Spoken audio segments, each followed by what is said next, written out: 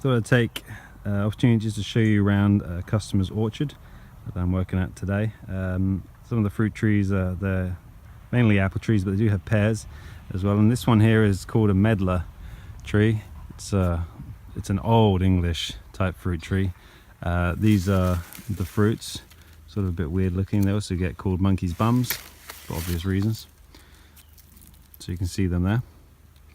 The fruit will get to a point where it's called bletting, which is when they'll drop from the tree, and that's when they are ripe to use. Sort of about mid-November time, and you turn them into medlar jam, medlar jellies, and things like that. The first apple tree on the right here is called a Sturma pippin. This is a old English one as well, Suffolk variety. It's a late season apple as well, so they'll kind of be ready sort of around mid-November time, so you sort of harvest those quite late. This one here is called a rosemary russet. It has only a few fruits left on it. Sort of a nice sort of golden colour. It's a nice looking apple there.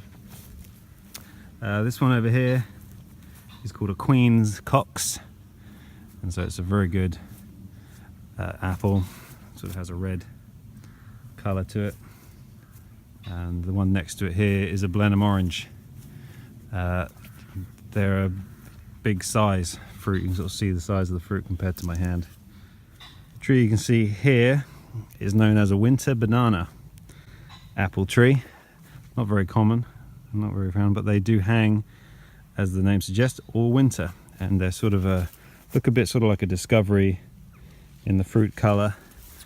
But another nice winter apple that it will stay on the tree as long as you want to leave it on there, and hang right through. And this tree here has got to be one of my favourite trees. This is Ashmead's Kernel apple tree. The fruit has a sort of a nice sort of dark sort of skin colour to it.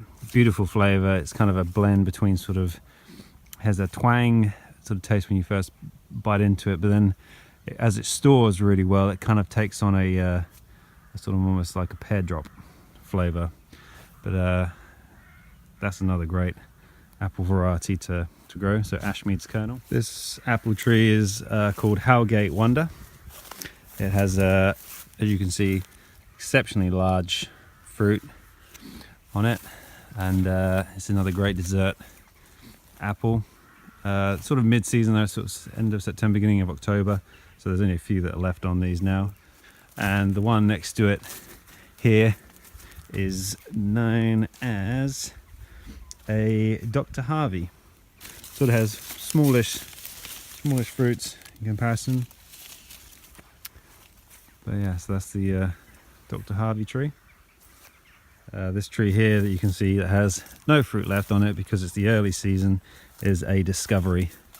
And so you sort of get sort of a continual supply of fruit with this orchard right the way through from August right the way through to Christmas. Really is another one of my favorite fruit trees. It's quite a unique shaped fruit actually, this one, but you'll probably recognize it. This is a Darcy Spice apple tree, and these are another great late season variety and worth growing. So Darcy Spice. This tree here is a Ribston's pippin, and again, not particularly very common tree, but quite a heavy bearing fruit tree, as you can see with all the fruits on it. So there's a brief tour of some of the apple trees down here, and I hope it might give you some ideas of some of the trees that you might want to plant at home, and an idea of the size and the cropping.